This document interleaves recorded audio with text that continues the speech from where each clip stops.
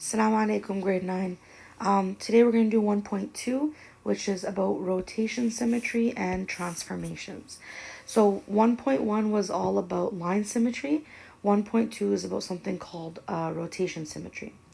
So the first thing we're going to do is go through some definitions together. So the first definition that we need to know is something called the center of rotation. And the center of rotation is basically the point about which an object or a design is turned or rotated. So it's the place where you rotate an object. Usually the center of rotation is the center of the object, but it could be on any point on the object. For example, on a car wheel, right? We have a car wheel. I don't know how to draw a car wheel, but let's say this is a car wheel with these, fire rims. The center of rotation is right here in the middle because the wheel turns about that axle in the center. If you have a fan, it's the same thing. The blades turn around the center. If you have a boomerang, let's say, which is a little bit different, a boomerang's center of rotation is not in the center. That's not where you're rotating it. It's on the edge right here because the boomerang rotates from the end point. So the center of rotation most of the time is in the center of the object, but it doesn't have to be. Okay? The second definition that we need to talk about is something called rotation symmetry, which is the main focus of this whole section. Rotation symmetry basically, or an object has rotation symmetry, basically when a shape or a design can be turned about its center of rotation so that it fits onto itself more than once in one complete turn. Okay? So what do I mean by that? What I mean by that is that if I take an object, let's say this triangle. Okay? And I draw the center of rotation right here in the middle. And I wanted to rotate this triangle. Okay? If I take the triangle and I want to rotate it, and I flip it and flip it and flip it and flip it, okay? Basically, if it has rotation symmetry, it will line up with itself more than once. So let's say I copy this triangle and I put it on top of itself. Okay? So rotation symmetry means that if I take this triangle and I rotate it, when I rotate it, it should line up with itself. In this case, it does not because it's not an equal triangle. Okay? And if I keep going and going and going, it doesn't line up with itself, which is my point. Okay? But if I had, let's say, a perfect circle. So let's say we have a perfect circle. Hopefully that's a perfect circle. And I have a center of rotation in the middle. And I want to rotate the circle around its center of rotation. Again, I'm going to make a copy. And I'm going to paste the circle on top of itself. Just to show you how I rotate it. And if I take the circle and I rotate it. I'm making it smaller by accident. But if I rotate it, it keeps lining up with itself over and over and over again. Whereas the triangle didn't, right? Another example is if we have a square. So if we have a square and we have a center of rotation, if our square was really a perfect square, then if we rotated the square, it would line up with itself. But how many times would it line up with itself? That's another concept. So let's say if we line it up, here it's not lining up, not lining up, not lining up, boom, lines up with itself. Not lining up, not lining up, not lining up, boom, lines up with itself. And it continues to do this 4 times until we get back to our original position, which is where the X was here in this right corner. So this square has rotation symmetry. If I rotate it around its center of rotation, it can line up with itself, okay? So that it fits onto itself more than once in one complete turn, okay? That's what rotation symmetry means. So this square does have rotation symmetry. A circle does have rotation symmetry. That weird triangle I drew that wasn't equilateral did not have rotation symmetry. Okay? So that's the definition of rotation symmetry. A couple more definitions that we have to know. So the next one is something called order of rotation. And the order of rotation is related to rotation symmetry because the order of rotation is the number of times a shape fits onto itself in one complete turn. So this square right here had an order of 4, right? Because it fit onto itself perfectly 4 times in one complete turn. This hexagon would have a rotation symmetry, an order of 6. Because if we started here, it would rotate, hit this part, rotate, hit this part, rotate, hit this part, hit, and then come back to its original position. And that would be 1, 2, 3, 4, 5, 6 times. Okay? So this has an order of 6 because there's 6 equal sides. This object right here would have an order of 4 because if it's rotated around the center, this would end up here, that's 1. Then it would end up here, that's 2. Then it would end up here, that's 3. And then it would line up with this last one, that's 4. And it's back to its original position. Okay, so this has an order of 4. So in order for something to have rotation symmetry, or for you to calculate the order of the object, really the object has to be symmetrical in some way. Okay, it has to have some sort of equal sides. And our last definition that we're going to talk about is something called the angle of rotation. And the angle of rotation is basically the smallest measure of the angle needed to turn a shape onto itself. And it's measured in degrees, or there's 2 ways. You can measure in degrees or in fractions of a turn. So let's say we have, so for example, the angle of rotation, to calculate it, is 360 divided by the order. And then to calculate the fraction of a turn, you do 1 divided by the order. Okay, so these are 2 ways that you can calculate the angle of rotation. So for example, in this object, what I mean by angle of rotation is what's the minimum angle needed for it to first line up with itself. Okay, so we know that 1 full turn is a 360 degree angle, right? 1 full circle, 360 degrees. So how many degrees did it go for it to line up with itself the first time? So all you have to do to calculate it is do 360 degrees divided by the order. So for this one right here, you would do 360 degrees divided by 6, which would give you 60 degrees. Which means that every 60 degrees, this object lines up with itself. Okay?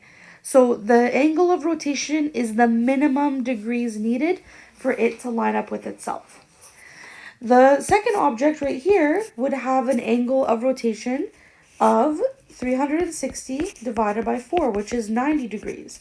So every 90 degrees, this shape would line up with itself, which kind of makes sense. It makes a 90-degree angle. That's the first way you can calculate angle of rotation. Another way is through fractions of a turn. So 1 full turn is 1 whole, right? So what fraction does it need in order to line up with itself once? Let's look at this square. So we know that here the order is 4. And we know that 1 whole is 1 full turn around. And we know that lands on itself 4 times. So all you have to do is 1 divided by the order, which is 4.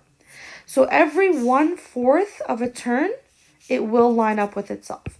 Every 1/4 of a turn, it will line up with itself in order to line up with itself 4 times in one complete turn. Okay? So those are really, really important definitions that you have to know. So let's get into some examples here. So it says for each shape, state the order of rotation and the angle of rotation. Okay? And it said write the angle in degrees and as a fraction of a revolution. So it wants you to use both types of angle measurements.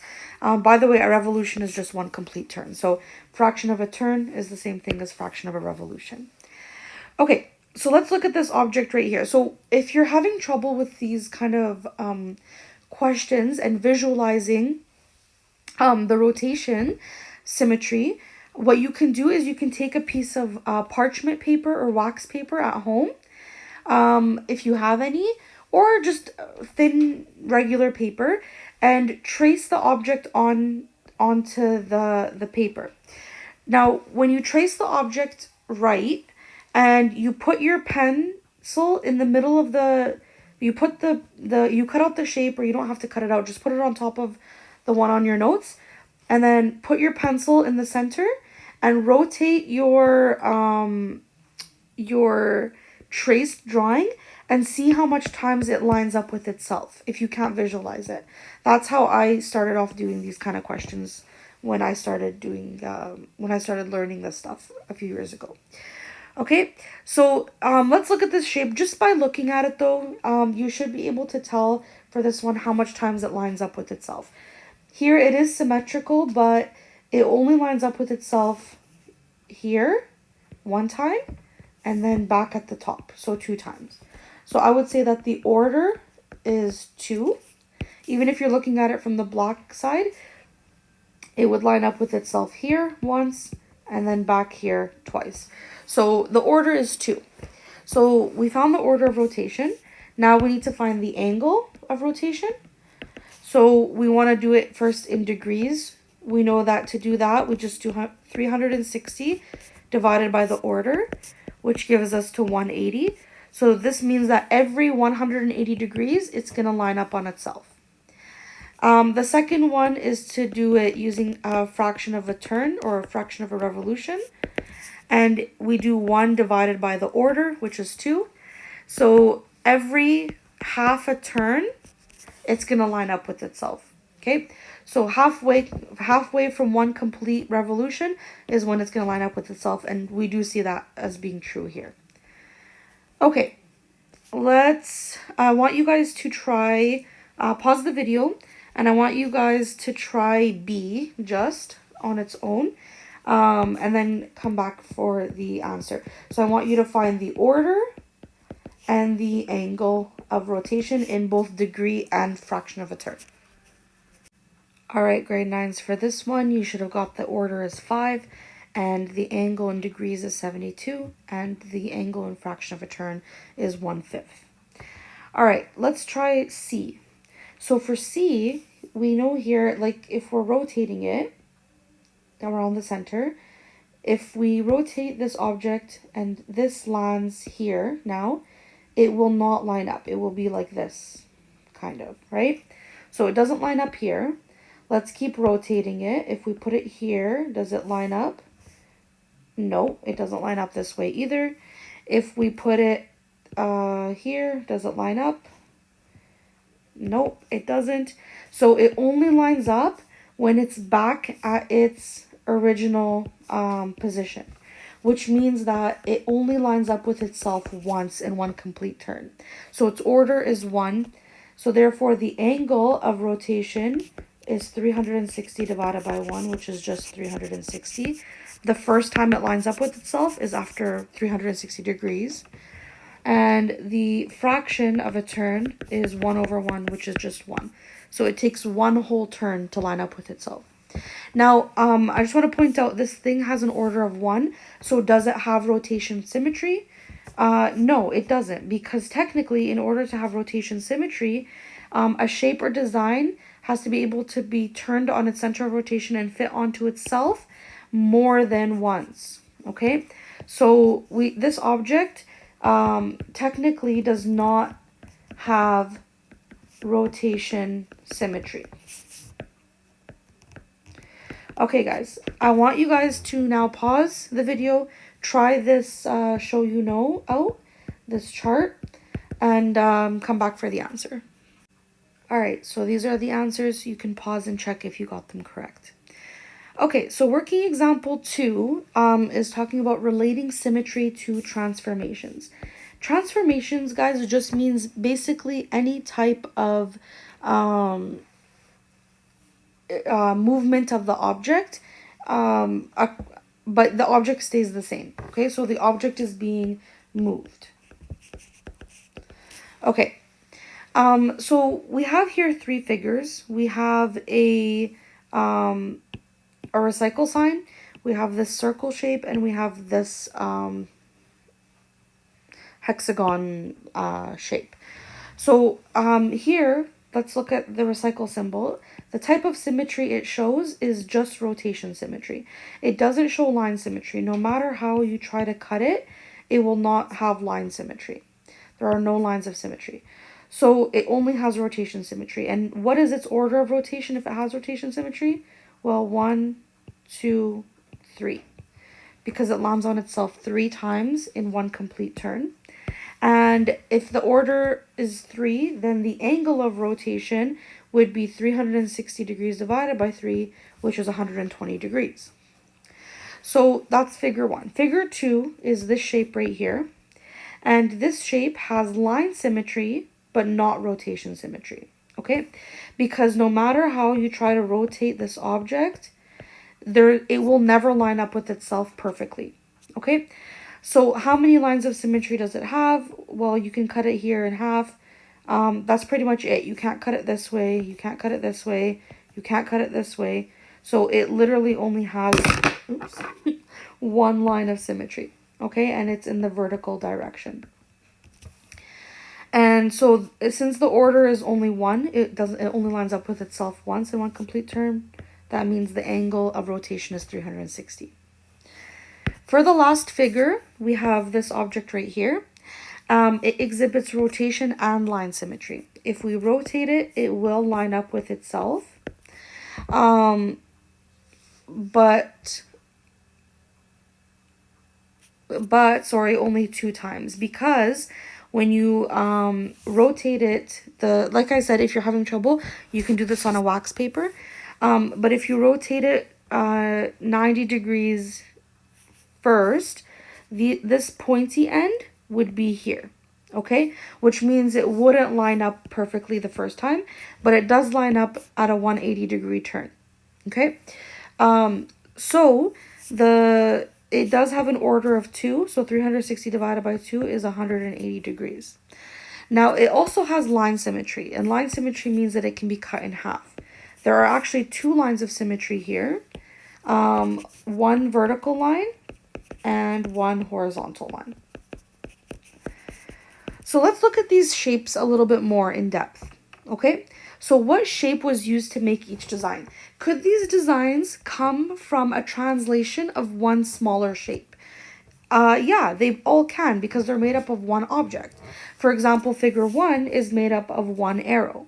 If you take this arrow and you rotate it 3 times, okay, around its center of rotation, you would get the full picture, okay? So rotate the arrow 1/3 of a turn around its center of rotation.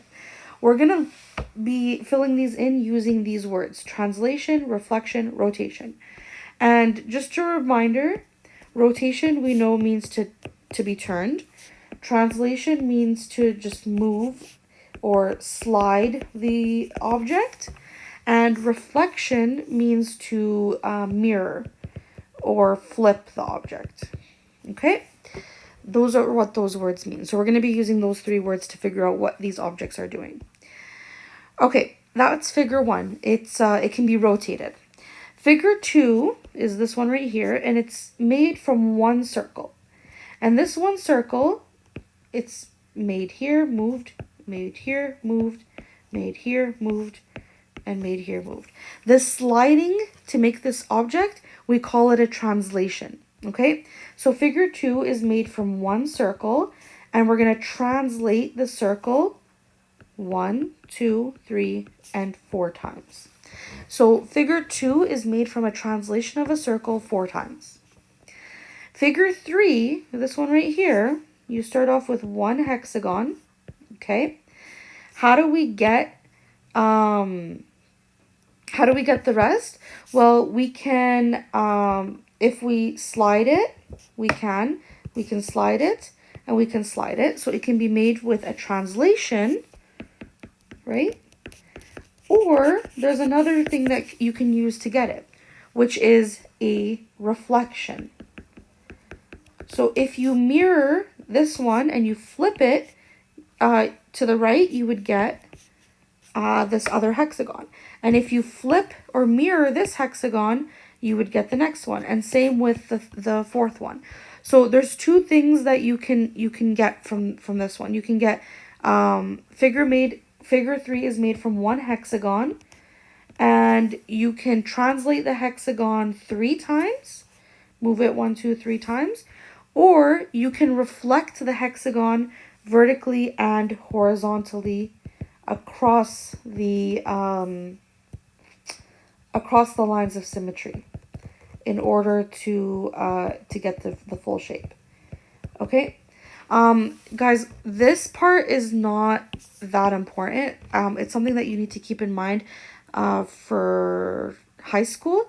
But we're not going to be too crazy with these words. But you should know the words translation, reflection, rotation, and the difference between them.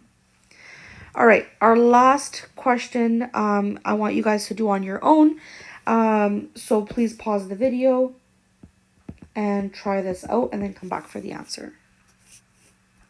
All right, guys, these are the answers. Make sure you check them and you have them right.